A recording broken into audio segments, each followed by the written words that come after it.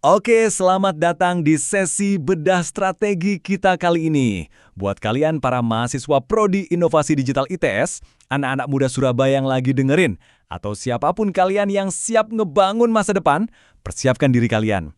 Menggunakan data dan riset langsung dari para ahlinya, kita akan memulai sekuens aktivasi masuk ke dalam arena startup yang sesungguhnya. Ini bukan cuma teori dari dalam kelas ya, ini adalah simulasi nyata, peta jalan untuk bertahan hidup di dunia digital.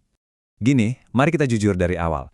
Bikin startup itu bukan jalan tol yang lurus dan mulus. Nggak semua dari kalian akan jadi founder pada akhirnya. Tapi, setiap founder hebat di luar sana selalu mulai dari satu titik yang sama, ketidakpastian. Di dunia ini, kalian bakal ditolak pelanggan, produk kalian mungkin gagal, dan kalian harus revisi berkali-kali sampai begadang. Tapi tahu nggak, kegagalan di arena ini bukanlah akhir dari segalanya, melainkan cuma sebuah data. Pertanyaannya, apakah kalian punya sinyal founder itu di dalam diri kalian? Nah, misi pertama kita hari ini berakar dari mindset yang sangat brilian dari Jack Ma. Bayangin, dia mulai dari latar belakang yang sangat sederhana, minim pengetahuan teknologi di awal tahun 98, tapi bisa ngebangun ekosistem raksasa sekelas Alibaba. Rahasianya apa? Dia berburu masalah. Menurutnya, di mana ada keluhan, disitulah letak peluang. Inovasi sejati itu selalu lahir dari masalah nyata yang bertebaran di jalanan, di pasar, di keseharian orang. Bukan cuma hasil imajinasi pas lagi ngelamun di kamar. Oke, kita masuk ke level 1, The Wilderness. Fase pencarian versus eksekusi. Ini nih area kritis, di mana banyak banget calon founder yang nyasar.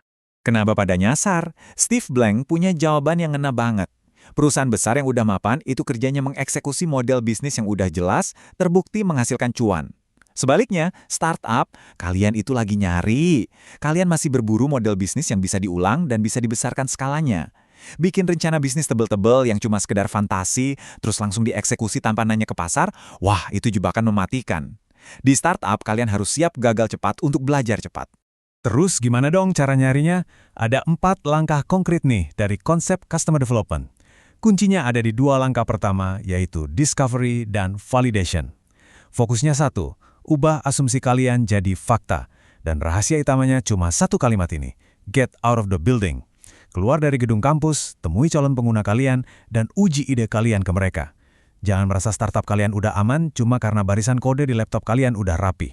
Nah, kerangka kerja disiplin entrepreneurship dari Bill Aulet ini, coba dibayangin kayak sebuah skill tree di dalam game RPG. Ada 24 langkah metodis yang harus banget kalian lewatin buat naik level.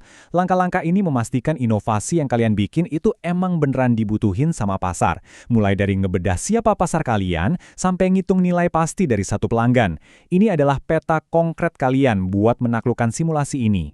Sip! Kita naik ke level 2, Building the Arsenal. Ngebangun senjata kalian lewat proof of execution, alias bukti eksekusi. Di arena nyata, ide cemerlang yang cuma numpang lewat di kepala itu nggak ada harganya.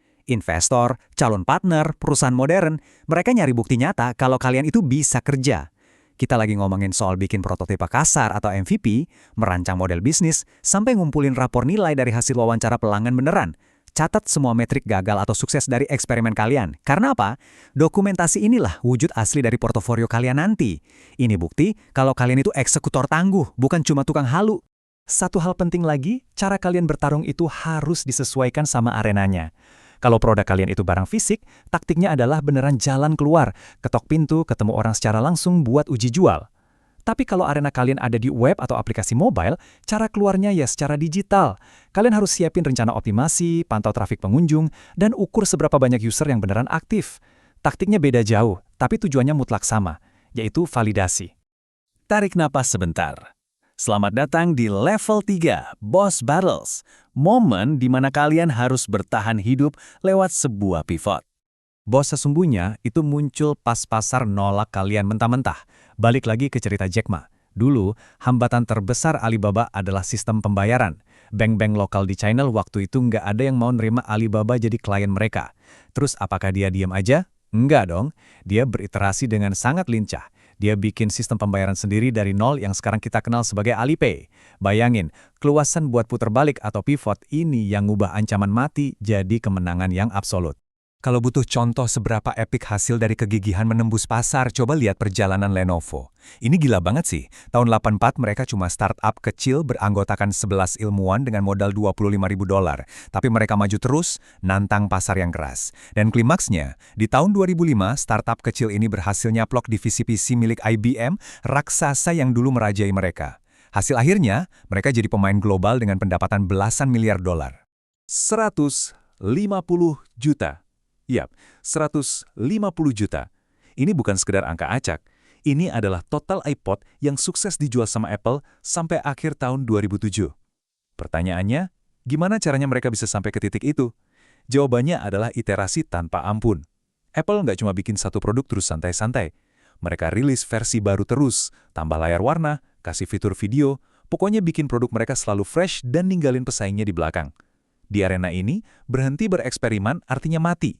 Dan buat kalian yang penasaran apa imbalannya kalau berhasil ngelewatin boss battle dan terus iterasi, lonjakan angkanya nggak main-main. Ketika kalian udah nemu pasar yang pas dan tahu cara memperbesar skalanya, hasilnya masif banget. Pendapatan Apple meroket sampai $3,4 miliar di awal 2007, murni hasil dari eksekusi tanpa henti di ekosistem mereka. Eksekusi yang terukur itu selalu bayar lunas keringat kalian.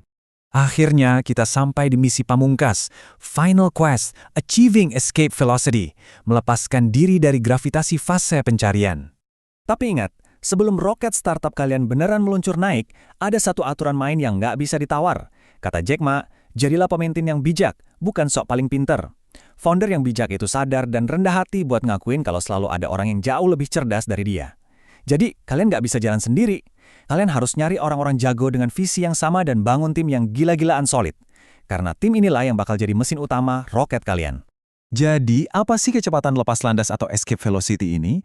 Secara sederhana, momen ini cuma tercapai kalau kalian udah berhasil memvalidasi sekumpulan pelanggan dalam jumlah yang cukup besar, dan kalian udah punya proses jualan yang bisa diulang-ulang serta menghasilkan untung. Di titik inilah fase berburu kalian tamat. Kalian bukan lagi sekedar nyari model bisnis, tapi kalian mulai benar-benar ngebangun perusahaan. Coba deh keluar dan lihat sekeliling kalian. Dari ganggang sempit, warung kopi, sampai pusat bisnis di Surabaya, ada ratusan masalah nyata yang nunggu buat dipecahin. Pertanyaannya sekarang, apakah kalian cuma bakal duduk diam bikin rencana bisnis fantasi di atas kertas? Ataukah kalian berani turun langsung, jatuh bangun, ngebangun portofolio, dan nemuin solusi nyata? Keputusan penuh ada di tangan kalian. Simulasi selesai, arena sudah dibuka. Sampai jumpa di lapangan yang sesungguhnya.